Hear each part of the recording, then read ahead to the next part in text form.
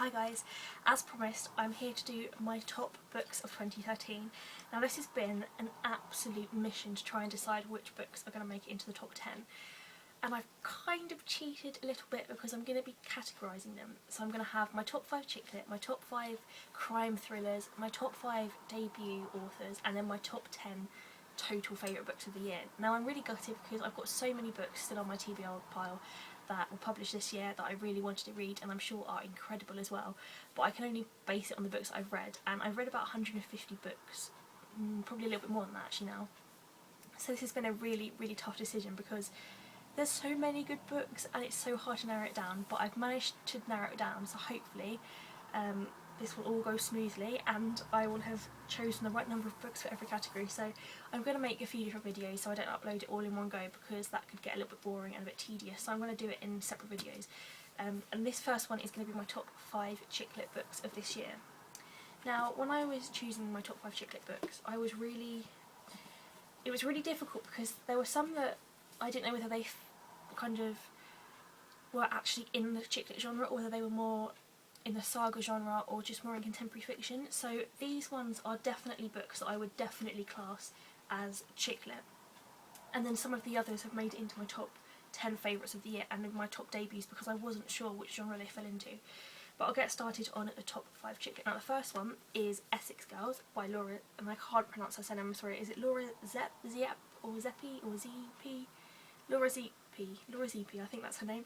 And this was published right at the beginning of the year. I think it was January or February it's published. And when I first saw the cover I was like, oh my god, this is going to be an absolute awful book about girls from Essex who just love fake tan, love going out and have little dogs in their bags. But actually it turned out to be a really brilliant book, and this is Laura's debut novel, and I know that she's written a sequel to this one which is out I think at the beginning of next year, so I'm so excited to read that. And it's basically about a group of girls who go on holiday to where else? Marbella, and they kind of fall in love out there and they develop different businesses, and it's all really cool because it's kind of like the idea of girl power and women are stronger than like men make them out to be. So yeah, definitely one of my favourite of 2013.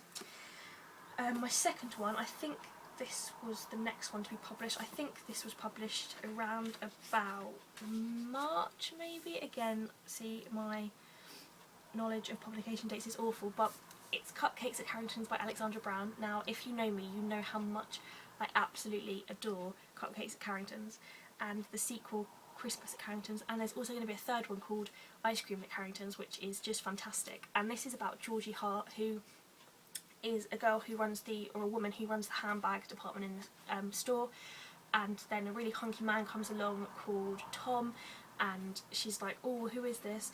And it turns out that Tom is actually the owner of Carrington's, and then they fall in love and it's all happy and really fantastic. And in Christmas Accountants the story carries on and it's just perfect. I absolutely love this series of books and the characters are so good as well. There's a character in there called Eddie who I think is possibly one of my most favourite fictional characters ever. He's really camp, really gay, he's so cute and he's so friendly, and he's just like the perfect heroine, or hero should I say, that helps Georgie to save the day. So he's brilliant and I absolutely adore this book. The next book is 3 Little Words by Jessica Thompson. Now I read this book over the summer, and I'd read Jessica's first novel called This Is a Love Story, and I absolutely adored that first novel. I thought it was one of the best books I've ever read. So when I heard that she was writing a second book, I really wanted to read it, and she really kindly sent me a copy. And I have to say, this was not what I was expecting at all, and I'm not sure whether this really falls into the chick lit genre or not, but I think it does in a way, but it's really quite different to what I was expecting. The storyline goes in a completely different direction and the characters are a lot different to who I thought would be in the book, so it's really worth reading. It's quite a dark and different take on kind of the word love, and it's just really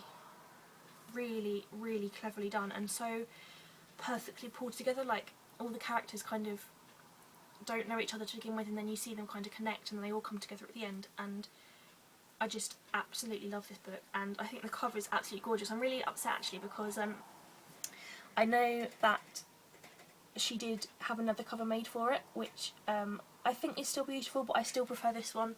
So I'm kind of glad I've got the nice little first cover because I think it's so pretty. Anyway, the next one is one that was published again this summer, and it is Vivian's Heavenly Ice Cream Shop by Abby Clements. Now this, firstly, let's just take a look at the cover. I mean, how beautiful can you get for a summery book? I love the storyline of this. It's about a group of, or two sisters who, when their aunt dies, I think it's their aunt or is it their grandmother? Grandmother, sorry. When their grandmother dies, they inherit her ice cream parlour, and they have to kind of decide whether they want to keep the ice cream parlour and reopen it, or whether they want to sell it and move on. And as you can probably tell, they decide to keep it, and they decide to like take it back to its original days and make it really a family orientated place, and a place where all the visitors come and visit when they want some ice cream during the summer. And it follows the two sisters as well, and their backstories and their love lives and their kind of family lives, and I just thought it was a really lovely, indulgent book that I read like in one day during the summer. And I absolutely love Abby Clements. She also released another book this year called Amelia Gray's Fireside Dream, which was also fantastic, and that was like an autumny wintry read. But yeah, this is definitely one of my favourite summer reads of the whole year, so well done, Abby. And then finally, for my favourite top 5 chick lit is Take a Look at Me Now by Miranda Dickinson. Now, if you don't know who Miranda Dickinson is, then I do not know where you've been. She is probably one of my favourite authors in the chick lit genre, and when she released this book I was so excited because I absolutely loved the sound of the plot. And it's about a girl called Nell who one day loses her job or gets made redundant, and instead of doing what other people would do and just sitting around going, oh okay, I'll have to find a new job, she goes, you know what, I'm going to go and travel to America, and I'm going to go and spend a few weeks or a few months in San Francisco. And she goes off to San Francisco and she meets a whole host of eclectic characters, and she kind of learns loads of things along the way, and she really kind of finds herself and finds what she wants to do with life. And then when she returns to London, she has to kind of face up to whether the life that she's leading is the one that she wants to live, or whether San Francisco has a lot more to offer her. So this was a really fantastic look at what you really want in life and how to make sure that you're not just living life for other people, how to live life for yourself. So this was a really lovely book, and I loved Nell as the main character. She was amazing. She was so well written. I had such a bond with her as well, even though we had completely different lives. I felt like I knew her on a personal level, and I felt I could relate to her, which was amazing, because often it's kind of difficult to relate to some women in books, but she was just fantastic. And yeah, an absolutely brilliant book. So those are my top 5 chick lit books of the year, and I hope that you've enjoyed watching this, and I hope that you've actually had the chance to read all of them as well, because I think they're all fantastic. And if I could recommend just one of them, then I would have to say check out Three Little Words by Jessica Thompson, and if you have the chance to read all of them, then definitely do it, because they are all such fantastic books. And I'll be back soon with my top 5 crime thriller fiction of the year. See you then, bye!